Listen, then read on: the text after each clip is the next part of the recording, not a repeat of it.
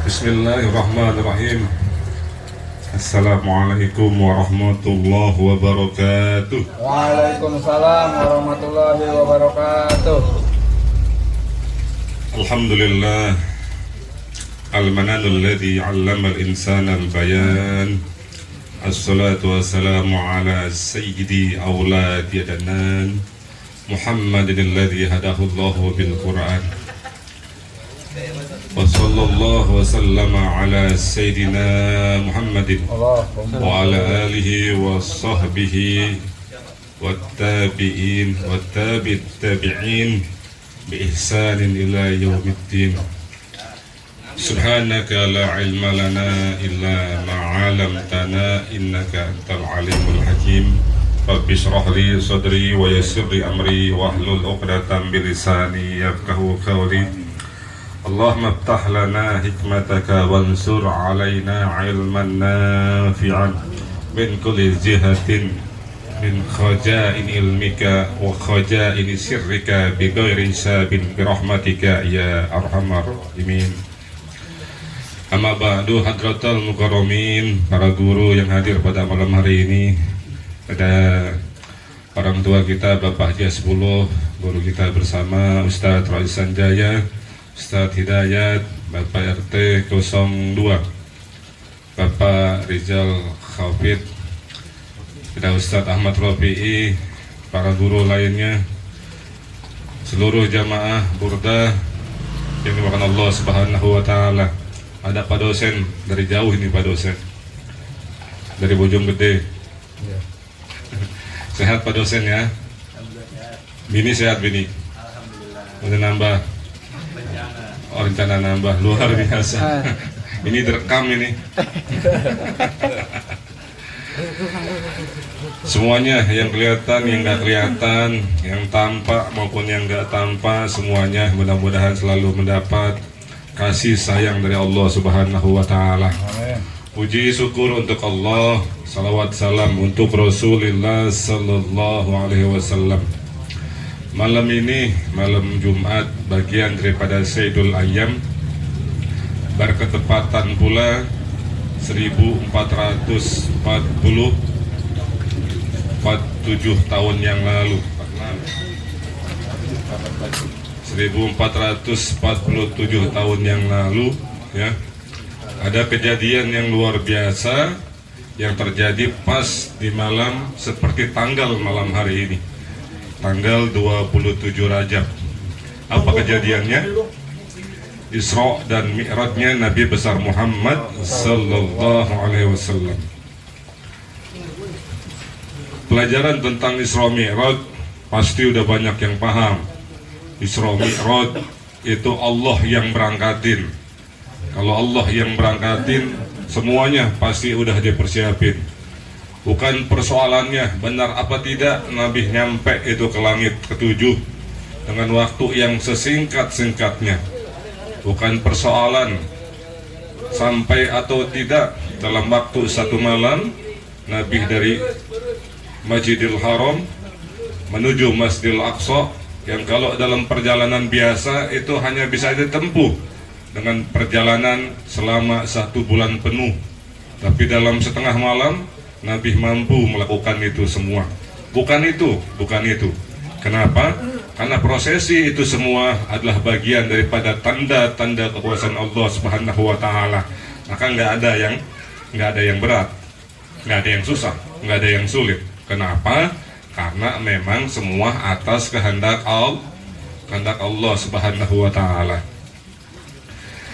Yang harus kita ambil ibrah dari antara ibrah dan pelajaran-pelajaran yang lainnya, ketika Nabi Muhammad Sallallahu Alaihi Wasallam Allah persiapkan dengan kemahakuasaannya Allah Subhanahu wa Ta'ala untuk menghadap Allah Subhanahu wa Ta'ala.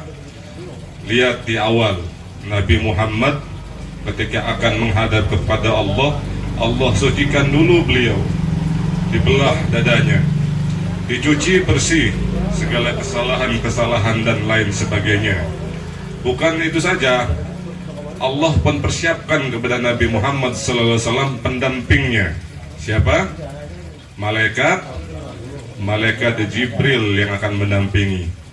Bahkan jamuan dari Allah Subhanahu wa taala untuk membawa Nabi Muhammad sampai kepada Sidratul Muntaha, Allah pun berikan kendaraan yang paling mewah dan istimewa yang tidak pernah digunakan dan dipakai oleh makhluk manapun. Allah kasih kendaraan yang teramat canggih, namanya apa? Buraq. Makanya kalau perjalanan Nabi Muhammad sallallahu alaihi wasallam baik Isra maupun Mi'rajnya itu udah skenario-nya Allah. Maka nggak ada yang mustahil, nggak ada yang janggal, dan nggak ada yang gagal mungkin. Semuanya pasti mungkin. Kenapa? Karena kekuasaan Allah. Yang jadi persoalan dan jarang jadi bahan untuk dibuka tabirnya adalah ketika Nabi Muhammad sallallahu alaihi wasallam mi'raj dari Masjidil Aqsa ke atas. Kemana? Ke Sidratil Muntaha. Beliau didampingi oleh makhluk terbaik dan terkuat, yaitu malaikatnya Allah yang namanya Jibril. Dari prosesi perjalanannya ternyata ada yang ngikutin. Siapa yang ngikutin perjalanan Nabi? Iblis. Ngapain iblis ngikutin? Ngapain iblis ngintilin? Ngapain iblis nguntit? Baik, sebelum saya jelaskan ini, yuk sama-sama kita berpikir, kalau seandainya ada seorang presiden akan datang meninjau satu kampung, kira-kira itu kampung dibikin aman apa tidak? Aman, ya. Kayak kemarin waktu kejadian kasus banjir besar di mana itu? Di Sumatera, ya. Kejadian kasus banjir besar di Sumatera. Ketika presiden datang untuk apa? Untuk melihat, untuk mengetahui keadaan yang sebenarnya, ya. Beres semuanya. Jalanan-jalanan yang rusak itu yang diprioritasin, yang dibetulin, ya. Bahkan konon lampu listrik yang mati apa? Tahu-tahu nyala pada saat itu. Di situ doang, ya. Artinya apa? Maksudnya adalah ketika ada sesuatu yang khusus, pasti persiapan dan prepare-nya luar biasa. Seorang presiden, angkatan bersenjatanya, semua aparatur pemerintahnya, sipil dan militer, pasti akan turun, baik bagian pembersihan, baik bagian pendampingan, baik bagian pengamanan dan lain sebagainya. Pasti totalitas di situ semua, betul. Nggak bakal ada yang akan berani melakukan tindakan apapun. Kenapa? Karena presiden yang akan turun, yang akan datang. Itu di tempat bencana pasti dirapi-rapiin dulu. Lalu bagaimana kalau dalam keadaan aman dan nyaman?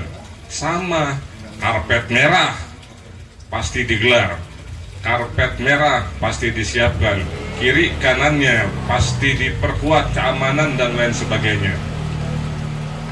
Itu seorang presiden. Lalu bagaimana dengan Nabi Muhammad sallallahu alaihi wasallam? Kok tiba-tiba ada bisa yang ngintilin? Kok tiba-tiba bisa ada yang nguntit? Kok tiba-tiba bisa ada yang ngikutin?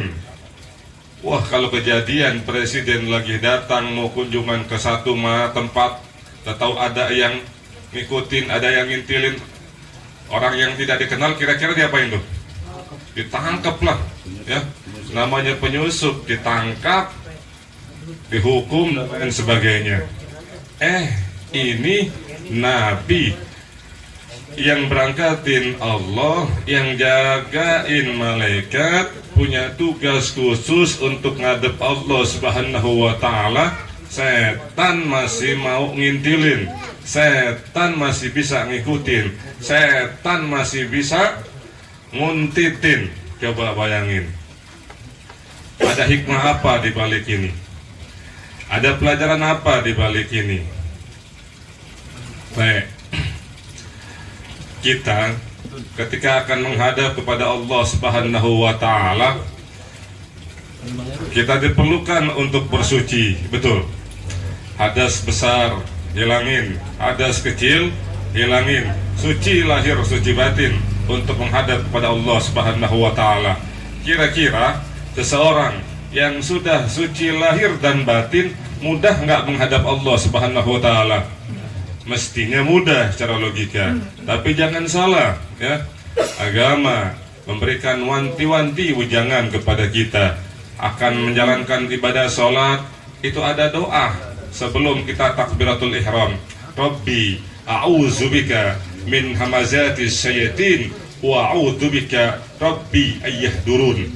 Masih ada doa yang harus kita baca berupa doa perlindungan dari segala gangguan, godaan dan was-was yang datang dari setan. Padahal seseorang yang sudah suci lahir dan batin pasti akan mudah untuk menghadap Allah Subhanahu wa taala.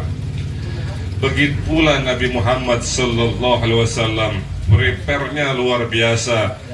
Dibedah dulu, dimandiin dulu, disucikan dulu dengan air jam-jam dan lain sebagainya, didampingin, dikawal, bahkan diiringi oleh malaikat Jibril, penghulu dari segala malaikat, diberikan tumpangan yang suci, tumpangan yang tidak pernah dikendarai karena saking hebatnya ini tunggangan, ya. Tetap aja segitu cepatnya perjalanan buruk masih ada yang bisa ngintilin. Kan buruk sekelebatan langsung pergi, langsung sampai ke tujuan. Masih ada yang mampu buat ngikutin, masih ada yang bisa buat nguntitin. Bayangin coba. Artinya apa? Nih, ibadah sholat adalah ibadah yang spesial. Ibadah sholat adalah ibadah yang paling spesial. Setan paling ogah kalau ada orang yang ingin menghadap kepada Allah Subhanahu wa taala. Setan paling tidak mau, paling benci kalau ada orang yang ingin berhadap dan menghadap pada Allah Subhanahu wa taala.